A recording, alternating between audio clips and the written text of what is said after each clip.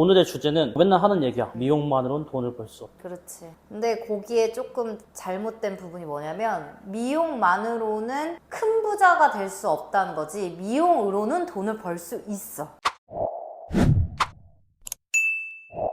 내가 생각하는 돈을 더 많이 벌려면 몸을 갈아 넣어야 되기 때문에 힐링샵을 운영하면서 딱 1년 차에 그 생각을 했어. 아, 이렇게 돈을 벌다가는 돈 많이 못 벌 것 같은데? 한계가 항상 있을 것 같은데? 그래서 직원 1명을 구했고 또 직원 2명을 구했고 그 사람들의 시간과 레버리지를 이용해서 돈을 조금 더 벌게 됐지. 그러면 지금은 사람들이 봤을 때 미용실도 2개 하고 있고 부동산도 하고 있고 해서 잘 사는 모습만을 알고 있잖아. 사람들은 그래서 사실 잘 모를 수도 있어. 여보의 과거의 시절이 어땠는지. 어릴 때의 경제적인 환경은 어땠어? 어렸을 때 부모님이 이혼을 하면서 가세가 기울고 그러고 중학교 중3 때부터는 거의 혼자 살았던 것 같아. 그때 그렇게 살면서 사실 가장 무서웠던 감정이 가장 무서웠던 감정은 다시 가난으로 돌아갈까봐 가장 무서웠어. 그때 당시에는. 왜냐면 돈이 없는데 여기에서 갑자기 또 돈이 없어지면 어떡하지? 예전처럼 그렇게 16만 원짜리 고시원으로 돌아가면 어떡하지? 이런 이 가난에 대한 그런 게 가장 무서웠고 그거 외에는 크게 무서웠던 게 없었던 것 같아. 20대라서 그런가? 내가 돈을 많이 벌어야겠다라는 생각을 가지게 된 계기. 중3 때부터 새엄마 밑에서 자랐는데 새엄마한테 혼날까봐 보일러를 못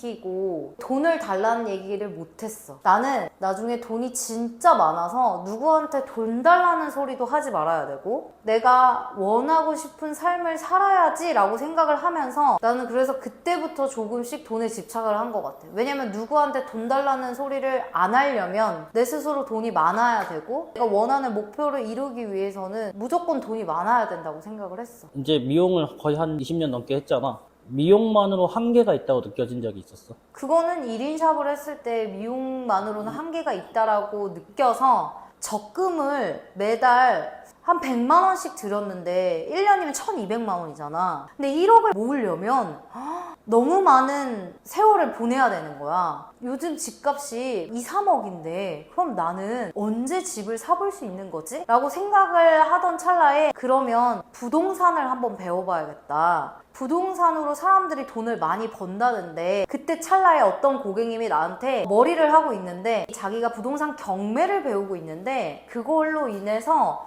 1년이 안 됐는데 1000만 원을 벌었다는 거야. 그런 게 뭐예요? 하면서 그 고객님이 나한테 핸드폰을 달라고 해서 이거 내가 아시는 분인데 여기에 연락을 하면 부동산 경매 교육을 배울 수 있다고 해서 나한테 핸드폰을 저장을 해주고 1년이 지난 후에 적금 만기가 됐을 때 내가 그 깨달음을 얻고 그분한테 전화를 한 거지. 그 1200만 원을 가지고 부동산을 시작했다고 했잖아. 그때 어땠어? 안 무서웠어? 다른 사람들은 부동산 하면 무섭게 생각하잖아.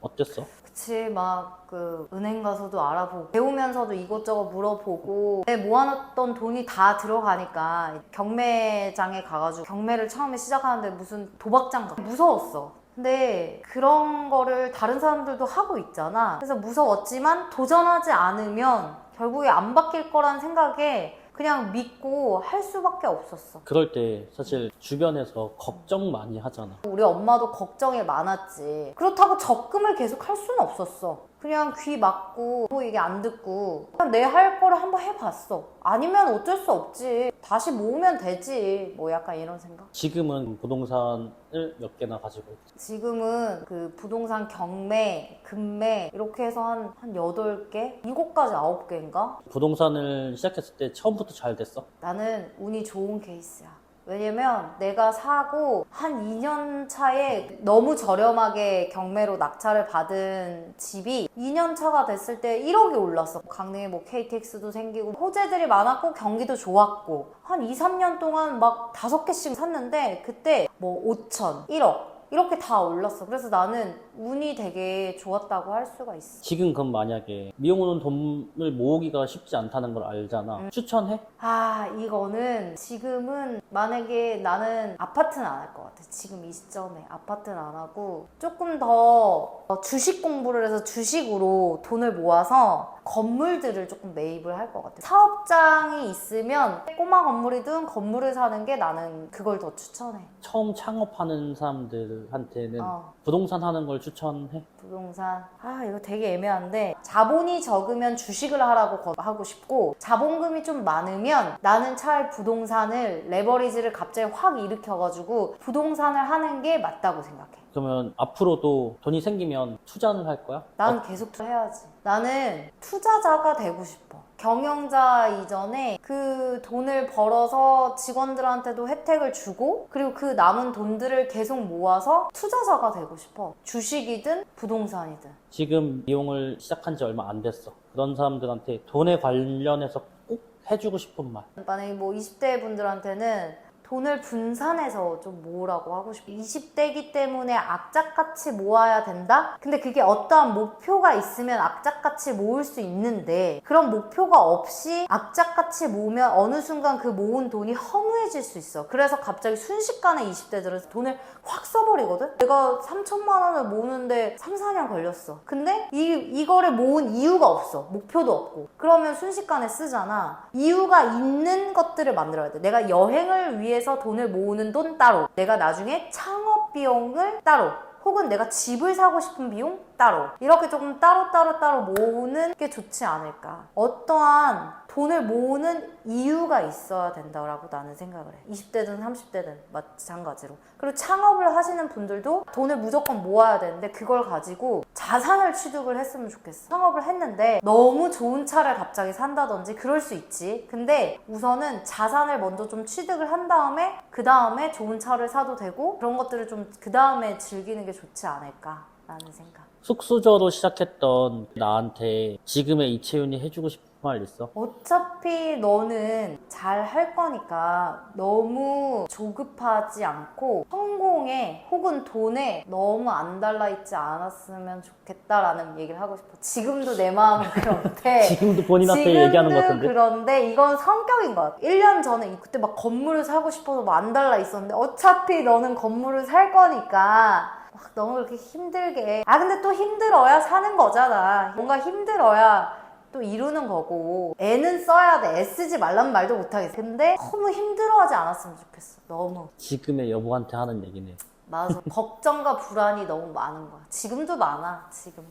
여보의 앞으로의 목표는 뭐야? 나의 목표는 앞으로 목표가 좀 많아. 우선은 건물을 하나 더 사고 싶어. 강남이나 뭐 서울은 시세 차익을 누리는 거잖아. 근데 나는 지금 당장 좀 현금 흐름이 좀 더 많이 돌았으면 좋겠다라는 생각을 하거든. 건물을 하나 더 사서 현금 흐름을 일으키고 싶고 거기다 이제 3호점을 오픈을 하고 싶고 그리고 또 하나는 남편이랑 같이 나랑 뭐 유튜브든지 인스타라든지 블로그라든지 그 어떤 것들을 꾸준히 해나가면서 약간 디지털 노마드 같은 삶도 한번 살아보고 싶다. 가장 어렸을 때의 꿈은 세계 여행을 하는 게 내 꿈이었거든. 그래서 디지털 노마드 같은 삶도 한번 살아보고 싶다? 나는 경제적인 자유를 이루는 게 내 목표야. 내가 뭐 식당 가서 이런 비싼 것도 먹고 싶을 때 그냥 돈 생각 안 하고 먹는 거, 가족들이랑 보내는 그 시간, 가족들이랑 보내는 여행, 그런 것들이 나는 너무 소중한데 경제적인 자유를 이루고 나서 더 많은 시간을 가족들이랑 보내고 싶은 게 내 목표지. 최종 목표는 그거야. 그러면 오늘은 사실 어떻게 보면 그런 얘기를 하려고 했던 거거든. 미용하는 사람들한테 진짜 많이 버는 사람들 많이 벌겠지. 근데 결국엔 그것도 내 몸을 갈아 넣어가지고 하는 일이잖아. 그런 것들을 덜 하고 내가 일하지 않아도 들어올 수 있는 그런 수익 구조를 만들어 놔라. 인터뷰의 포인트는 그거였었어. 맞아. 그런 얘기를 하려고 인터뷰를 했고 오늘도 여기서 이렇게 끝낼까 그냥? 그래서 이렇게 끝내고 또 다음번에는 그런 또 질문지를 준비해. 거기에 대답만 하면 돼. 알겠어. 그러면 이제 여기서 마무리. 가자.